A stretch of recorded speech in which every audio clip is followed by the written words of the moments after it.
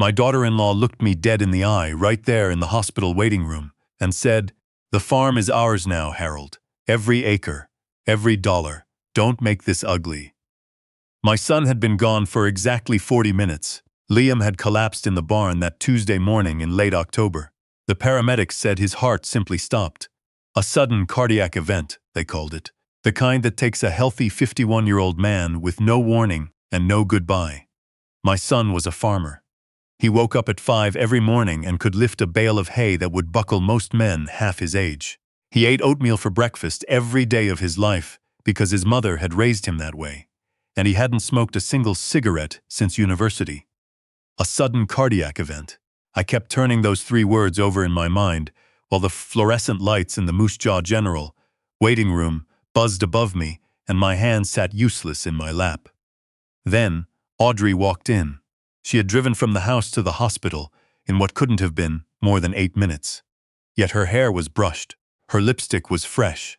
She was wearing a clean blouse I had never seen before, still carrying the faint smell of perfume that hadn't been on her skin when she'd called me that morning, her voice flat and clinical, to tell me my son had fallen.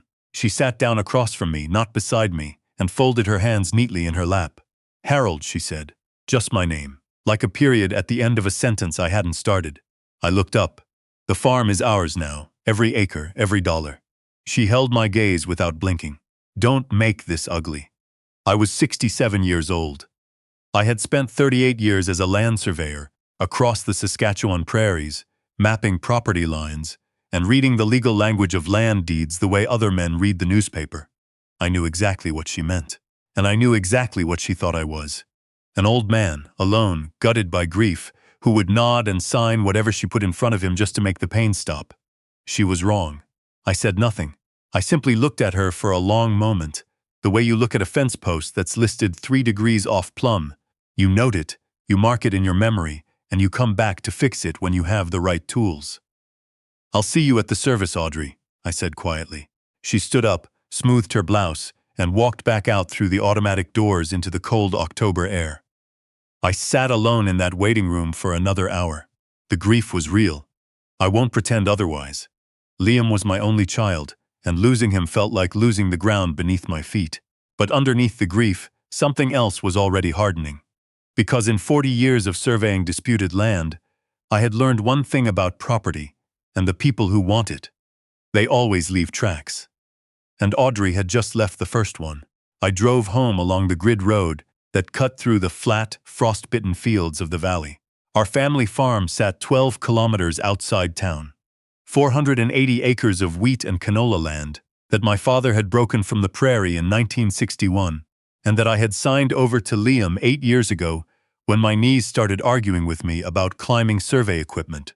The land was valued now at just under $2 million, not counting the equipment, the grain contracts, or the modest operating account at the credit union. It wasn't a fortune by city standards. But in this test part of Sichuan, it was everything. I parked in front of my small house at the edge of the property, the one I had moved into after I signed the farm to Liam. The main farmhouse, 200 meters across the yard, had lights on in every window. Audrey had beaten me home. I sat in my truck for a while with the engine ticking down in the cold. Liam had called me the week before. He'd asked me to come over for coffee on the Sunday, said he needed to talk to me about something to do with the farm accounts. I'd told him I'd come after church. He'd been quieter than usual on the phone, not sad, exactly, but careful. Like a man choosing his words. I hadn't made it to that Sunday coffee. I'd had a sore hip that morning and thought it could wait. That regret was going to live with me for the rest of my life. But sitting in the truck that evening with my son's farm lit up across the yard, and his wife already inside it, I pushed the regret into a corner of my chest where it couldn't make me stupid. Grief would come later. Right now I needed to think. I went inside my own small house and put the kettle on. I sat at the kitchen table and looked at the wooden fruit bowl in the center, the one Liam had turned on the lathe in high school shop class. He'd given it to me for Father's Day when he was 16. I used it to hold my mail. Under 2 seed catalogs and a Visa bill was a plain white envelope. Liam's handwriting on the front. Just Dad. I stared at it for a long time. I had not noticed it before. I couldn't tell if it had been sittings there for days, or if it had been placed there recently. The envelope was sealed, and the flap was slightly uneven, like it had been sealed in a hurry. I opened it carefully. Inside was a single folded piece of paper and a small key. The key was stamped with a number, 114, and the name of a company I recognized, Prairie Vault Storage, a secure document facility on the south side of Moose Jaw that I had used years ago for survey archives. The handwritten note was short. Dad, if you're reading this before I've had a chance to talk to you properly, then something has gone wrong. Box 114 at Prairie Vault. The code word is the name of your first survey horse. I've been trying to figure out how to tell you this for 2 months. I'm sorry I ran out of time. Liam. I read it 3 times. Then I folded it back into the envelope and placed the key in the breast pocket of my jacket, close to my chest, where it pressed against my ribs like a small, cold promise. I put the kettle water into a mug and sat there for another hour, not drinking it, just thinking. My son drove to a secure document storage facility and locked something away without telling me. He called me a week later saying he needed to talk. 5 days after that, his perfectly healthy heart stopped in the barn at 7 in the morning, while Audrey was apparently nowhere near him. A land surveyor reads landscapes. He reads the things that have been moved, displaced, disturbed. He reads the places where the natural order has been interrupted by a human hand. Something had been moved here. Something was wrong. I did not sleep that night. The funeral was 3 days later, held at the United Church in Moose Jaw. Audrey had organized everything, and she had organized it the way she organized everything in her life. Efficiently, expensively, and entirely to her own advantage. The flowers were extravagant. The catering order for the reception hall was from a Regina company that charged city prices. She had placed herself at the center of the front pew and left me a spot 2 rows back, between Liam's old hockey coach and a distant cousin I hadn't spoken to in a decade. I took my seat and watched. Audrey wore black the way a woman wears a statement. She accepted condolences from the town's grain buyers, from the local MP's assistant, from the president of the credit union, from the regional manager of the farm equipment dealership. She was working the room at her own husband's funeral. I watched her lean in close to Roy Glendon, the lawyer whose office was above the hardware store on Main Street, and I watched her nod slowly while he spoke quietly into her ear. Roy was the kind of small-town lawyer who mostly handled wills and property transfers. Liam had used a different firm, one in Regina, 60 kilometers away. I filed that away. When Audrey stood at the podium to speak, she told the congregation about Liam's love for the land, his patience, his quiet strength. She described him as a man who had been under enormous pressure in recent years, managing a farm in difficult economic conditions, struggling with the weight of the operation. She used the word exhausted twice. She said his heart had simply given out under the strain of it all. She said it gently, with trembling lips and well-timed pauses, and half the church was wiping their eyes. I was not wiping my eyes. I was watching Roy Glendon in the front row, and I was watching the way he nodded each time Audrey used the word exhausted. 2 days after the funeral, I received a call from Roy's office. A young receptionist asked me to come in at 2 o'clock to discuss the estate. I said I'd be there. I arrived to find Audrey already seated across from Roy's desk, wearing the same composed expression she'd had in the hospital. Roy was a man in his late 60s with reading glasses on a chain, and the slow, deliberate manner of someone who had spent a career making bad news sound inevitable. He shook my hand, sat down, and opened a manila folder on his desk. "Harold, thank you for coming," he said. "I know this is a difficult time. I want to make this as straightforward as possible." He slid a document across to me.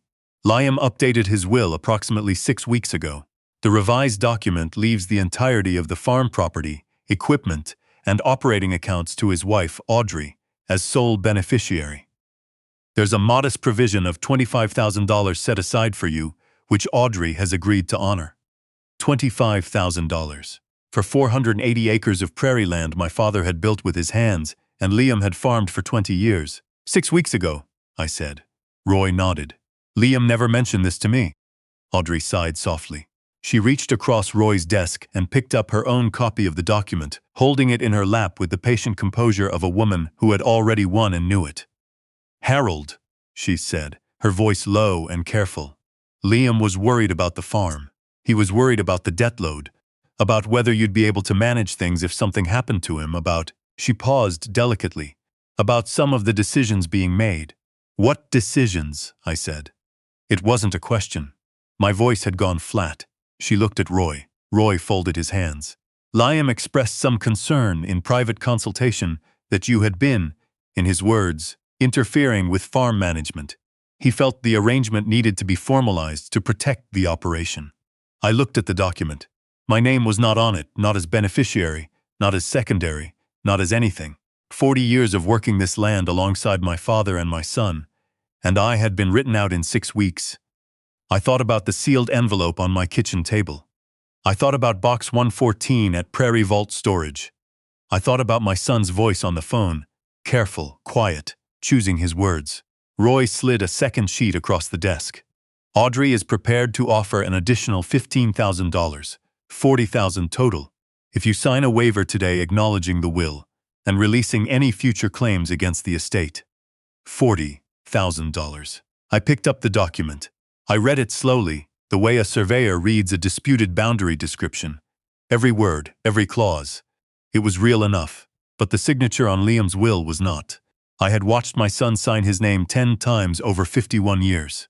His lowercase l always looped back on itself, a habit he'd picked up from left-handed printing in grade 2 that his teacher had never quite corrected.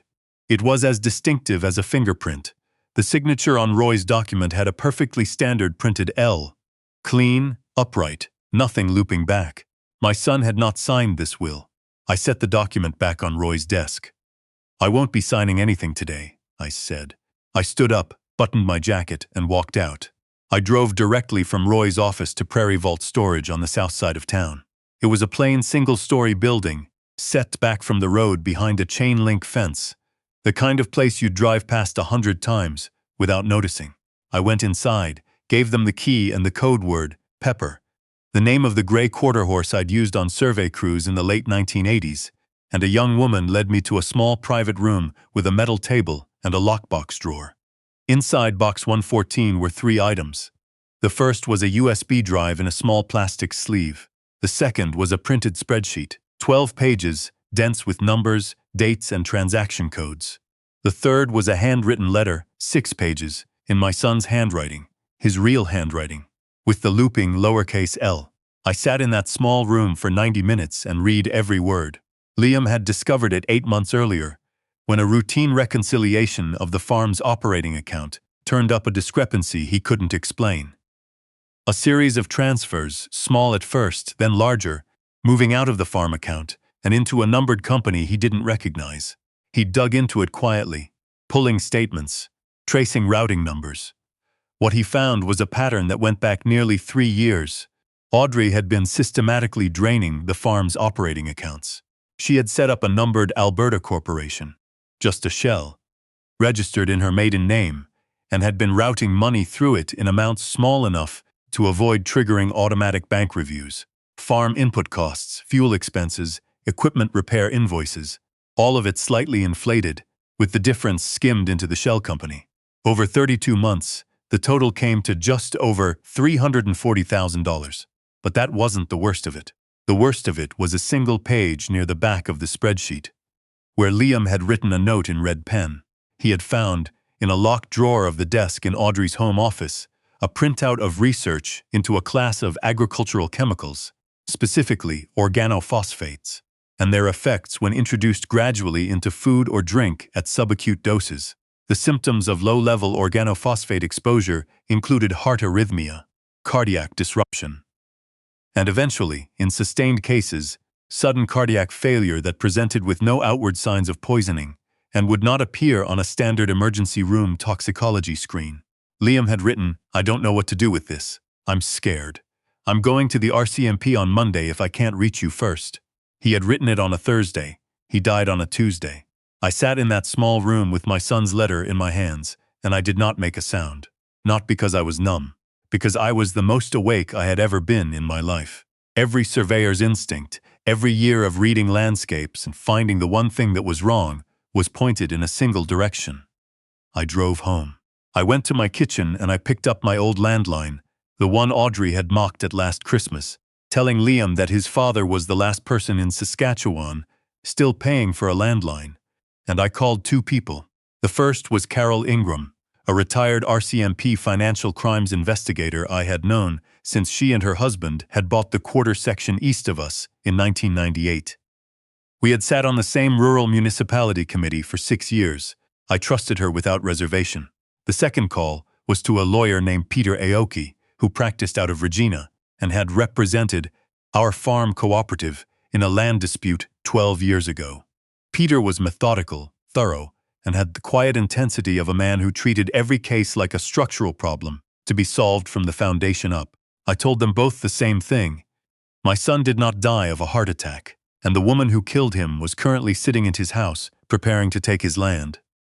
Carol arrived the next afternoon in a plain gray sedan. She sat at my kitchen table and listened to everything without interrupting. She looked at the spreadsheet, the USB drive, and Liam's letter. When I finished, she was quiet for a moment. Then she said she needed to make a call before we did anything else.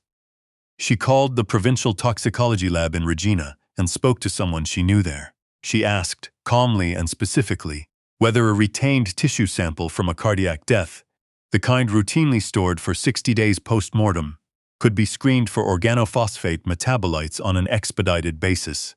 The answer was yes. They still have the sample, she told me, setting the phone down. 62 days. We got lucky. She did not use the word lucky lightly. Neither did I.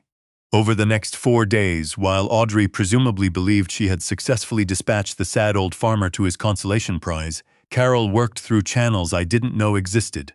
She had spent 22 years investigating financial crimes, and she approached Audrey's shell company the way a hunting dog approaches a trail, methodically, without hurry, without announcement. Peter, meanwhile, had examined Liam's actual handwriting on the will Roy Glendon had presented and had commissioned a forensic document examiner from the University of Saskatchewan to produce a written opinion. The opinion took 2 days and ran to 14 pages. Its conclusion was unambiguous. The signature was a forgery. A careful one, but a forgery. I, for my part, played the role Audrey expected of me. I called her on the third day, letting my voice crack appropriately, and told her I had been thinking about the offer. I said $40,000 was fair.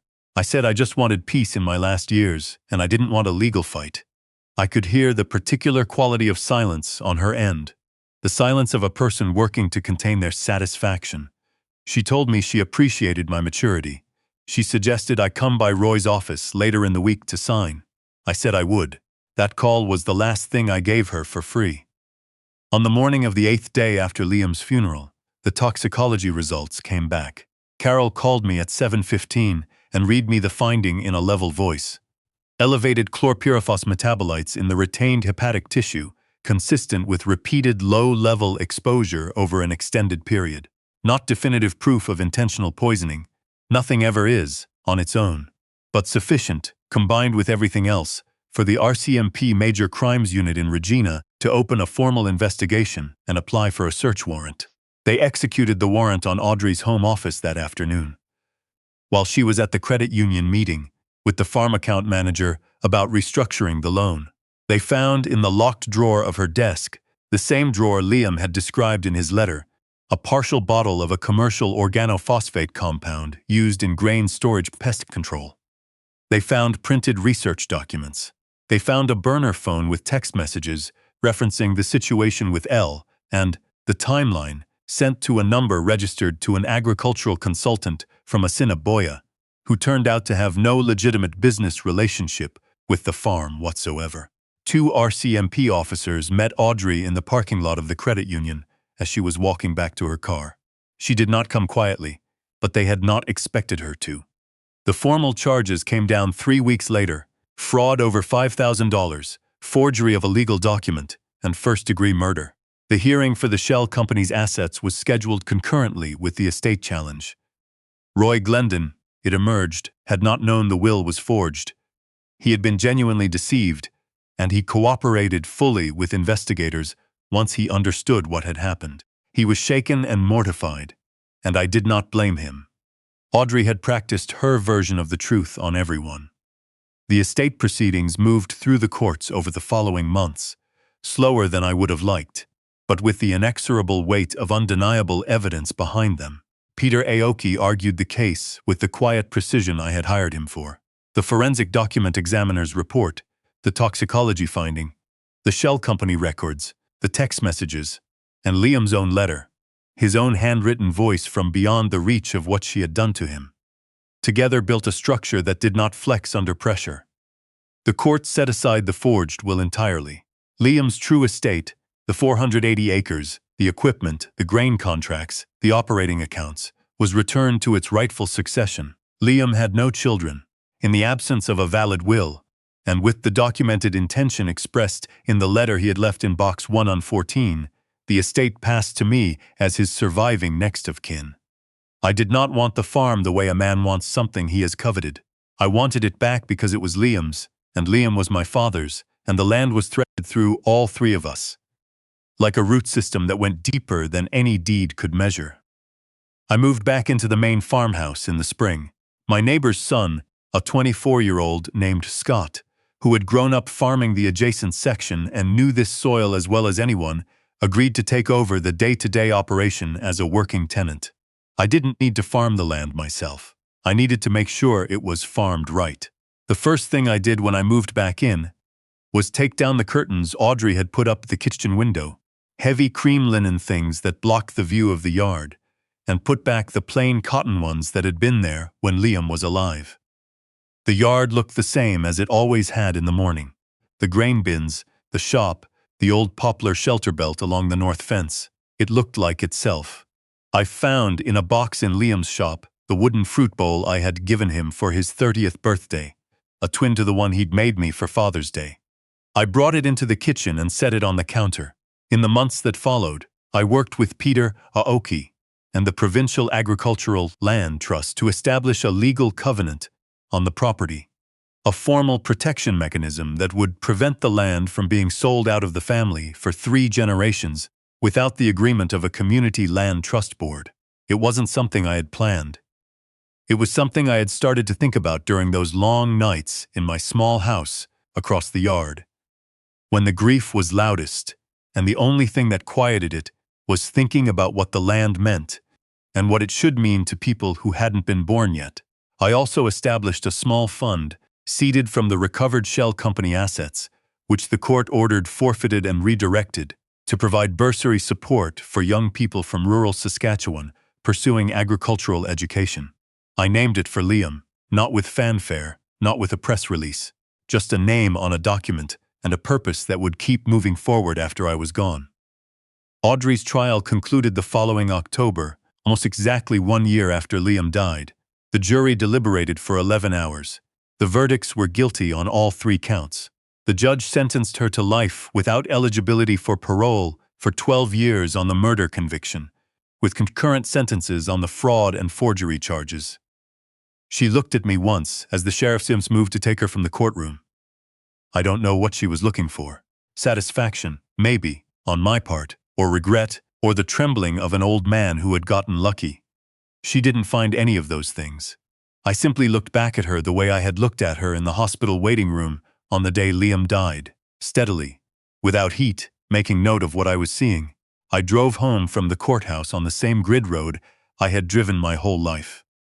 The October fields were the color of straw in the flat afternoon light, and the sky above the prairie was the particular endless blue that you only get in the last weeks before winter locks everything down. I turned up the long driveway and parked in front of the farmhouse.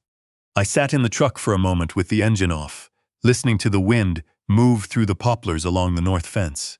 She had told me not to expect a thing from this land or this farm or any of what Liam had built. She had said it with such certainty, such contempt for a retired old surveyor with bad knees who didn't even own a smartphone. She had mistaken my quietness for defeat. But I had spent 4 decades reading the land. And the land never lies. It shows you exactly what has happened, if you know how to look. I got out of the truck and walked across the yard toward the house. The shop light was on. Scott was in there, working on the auger before the snow came. The smell of diesel and cold air came across the yard, and for a moment, it was exactly the smell of 1,000 mornings here. every one of them ordinary and unrepeatable, and gone. I went inside and put the kettle on. I took the small key from my jacket pocket, box 114, Prairie Vault storage, and set it on the kitchen counter beside the wooden fruit bowl. I had carried it every day since I found it in the envelope with Liam's note. I wasn't ready to put it away yet. Maybe I never would be. Maybe that was all right. Some things you carry, not because they're heavy, but because setting them down would mean pretending a part of your life weighed nothing. Liam weighed everything. He always had. I poured the tea and sat down at the kitchen table, and I looked out through the plain cotton curtains at the yard, the fields, and the flat horizon beyond.